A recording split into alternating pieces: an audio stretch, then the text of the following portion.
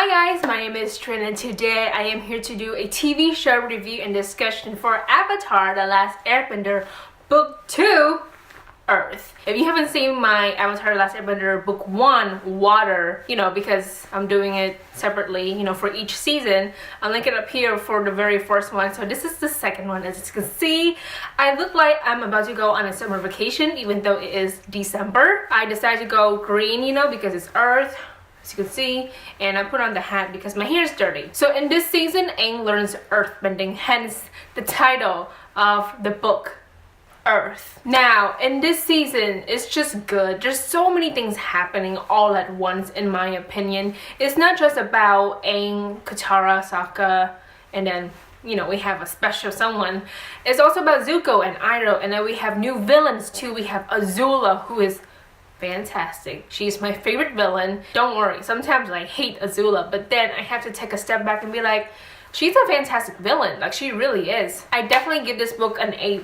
If you haven't seen the first season, then you're missing out. And if you haven't seen book 2, then you're missing out as well, because this is amazing. It's so good. The beginning is good, the ending is good, the middle is good. Everything is just good. So I am about to jump into the discussion section. So if you don't want to get spoiled, then leave now. If you haven't seen book 2 of Avatar, but if you have seen book 2 Avatar, stay so we can discuss, what happened in this book, season, whatever. Okay, it's just so confusing. So goodbye to the people who have not watched the show. You're missing out, okay? I'm judging you. Alright, so in the very beginning, we meet this new Earth commander, general. I don't even remember his name. Anyway, he's trying to abuse the Avatar state. But then we also learn that the Avatar state is a defense mechanism and it is incredibly powerful. But the thing is, if you're killed in the Avatar state, the Avatar cycle will be broken. That there's no more reincarnation, nothing like that. It's just gone completely. And that is scary. So we get to see Azula. God, amazing. What a great first episode for this season, because we learn about the Avatar state, but then we also see Azula, this new villain who is the sister of Zuko. She's cunning, she's manipulative, she's ruthless, and a prodigy in firebending. She can fucking conjure lightning. Zuko cannot even do that. And then at the end of this season, she conquers Ba Sing Se, this Earth Kingdom capital that the Fire Nation is trying to conquer for 100 years, and she can do it, and she's only 14. So now Zuko and Iroh are traitors to the Fire Nation. The gang is going to Omashu so Aang can learn earthbending with Bumi. And then I love the episode, The Cave of Two Lovers. I think it's such a funny episode, honestly, mostly because the Secret Tunnel song is pretty iconic, and also we get a good laugh. And then we also learn the history of Omashu, and then we also learn that Bashamos are the original Earth benders. Then once we get to Omashu, we see that the Fire Nation has invaded the city, and then Tally and May are introduced, and then another scene of Azula manipulating Tally so she can join her team. And then we also see Bumi earthbending with just his face. And then the episode, The Swamp. So this episode creeps me the fuck out every time I watched it, because number one, this place is alive. I'm so annoyed whenever Sokka is just cutting the vines with his thingy, his sword, not his sword, let's just call it sword. He's just swinging back and forth, cutting the vines, cutting the leaves, all that stuff. And I'm here dude, stop it. Aang and Katara have asked you so many times to stop cutting them, and he's just swinging back and forth like it's nothing. And I'm here dude, stop. The swamp is alive, it's gonna get you. And like I said, this episode is fucking creepy as hell. It's really creepy because the swamp is alive, like I've said millions of times, and the gang doesn't even know what's going on. So then we have Toph, this new addition to the group, and she is so good. She's fantastic.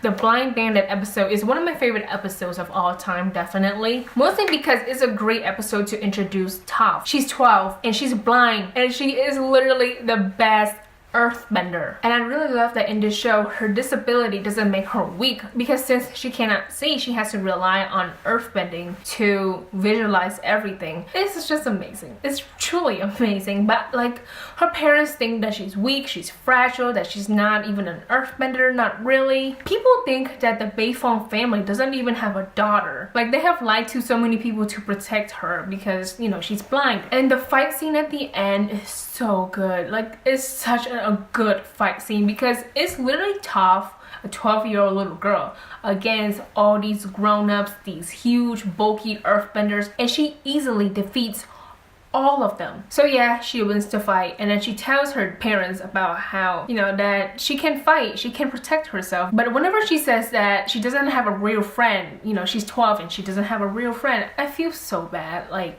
so bad, because her parents don't tell anyone that they have a daughter. So, you know, many people didn't even know that she exists. But anyway, her parents suck. And then we get the episode Zuko Alone. This episode is a big deal in my opinion, because throughout this entire book we're trying to get Zuko to the good side. We're trying to show the audience, you know, who he is, what has happened to him in his childhood. So we go from past to present a lot of times. So in the flashback, Azula was manipulative. She's a firebending prodigy. Then we also see Zuko and his mom, and they're very close. Then we also learn that Iroh's son Lu Ten died in the war. Azula told Ozai to kill Zuko for asking him to be the Fire Lord, but instead, Zuko's mom left and Azulon died. So something happened, you know, but we didn't get the full detail. We just skipped forward immediately. So in the present time, Zuko stumbled upon an Earth Kingdom town, and then at the end, people are scared of him because he's from the Fire Nation. But then not just that, he's the Fire Lord's son.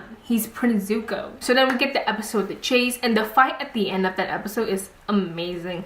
It's literally everyone against Azula. So Aang is finally learning earthbending. So, you know, Toph is a teacher, but he's having a hard time with the element because it's completely different, you know, because it's all about facing head on. And Aang is like a natural airbender, and airbending is all about dodging. And at the end of the episode, Aang earthbends, which is awesome because I've been waiting for that scene, you know. So the episode The Library. Oh my god. It's a stressful episode, I'm not gonna lie. This is one of the most stressful episodes of all time. So the gang goes to this library, and then we learn that the firebenders cannot bend on the solar eclipse.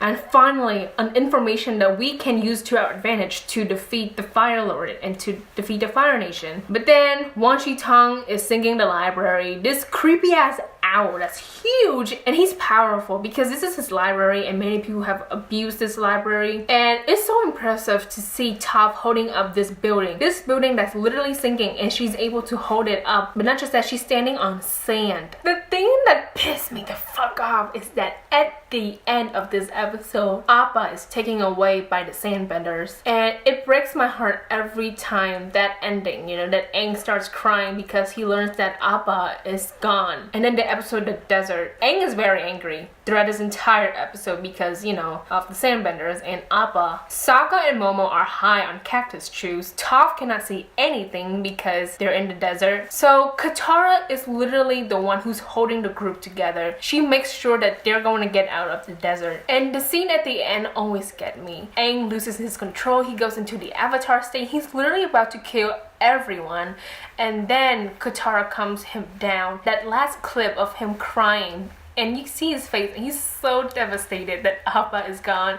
And I'm here like, oh, you poor baby, you don't deserve this. So after they get out of the desert, they're going to Ba Sing Se to tell the Earth King about the plan, you know, that the Fire Nation cannot bend on the solar eclipse. And I love the episode The Drill. The Drill is also an episode that I've watched often just because it's really entertaining. And I find it fucking hilarious when Aang says that the people inside that city, that capital, is relying on them, you know, to defeat this drill. And the whole time thinking, oh my god, people in Ba Sing Se cannot talk about this war. But anyway, at the end of the episode, the gang kick ass and then they destroyed the drill. It's such a good episode, honestly. So Ba Sing Se, this Earth capital city, and it's a big deal, it's huge. So Zuko and Iroh are inside the city and they're trying to start a new life. The gang wants to see the Earth King, but of course they are unsuccessful. No one can talk about the war. Long Feng is controlling the Earth King and the Dali agents are corrupt. But then we also have Jet trying to expose Zuko and Iroh for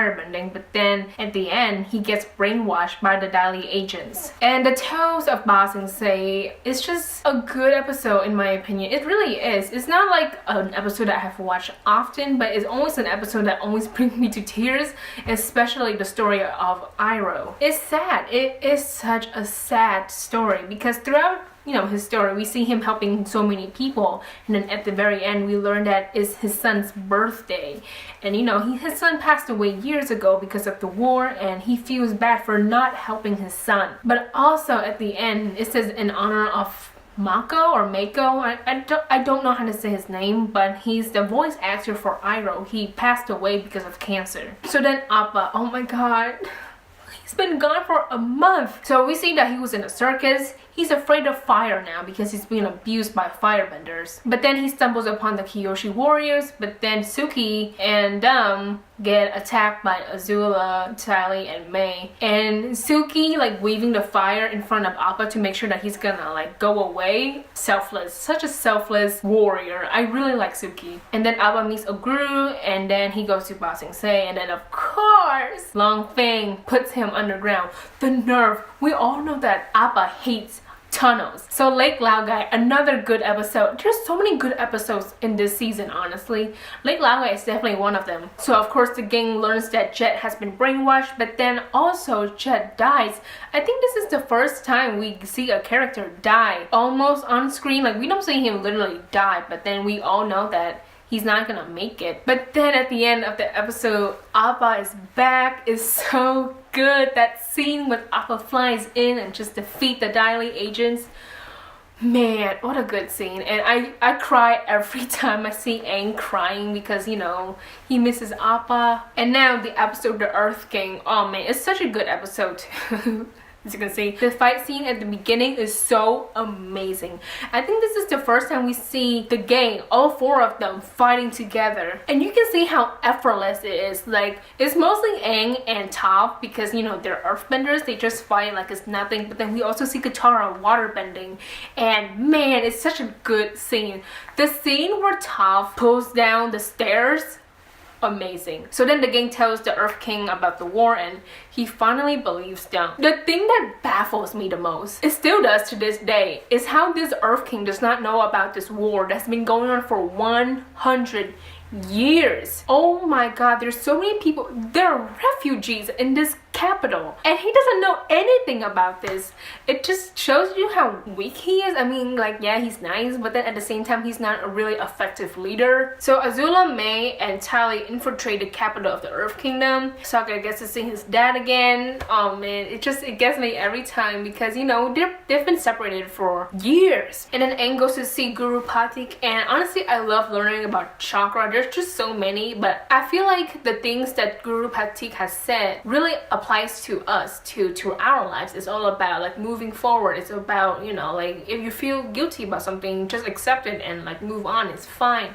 Well, not really. And then the best thing of all, Toph can metal bend. So the last episode, so many things going on. Like when I was watching it, I was so stressed out. I literally just sat there and just stared at the screen. Where do we start? Let's start with Zuko, shall we? So towards the end a little bit, he's happy now, and he and Iroh, they're finally getting a better life.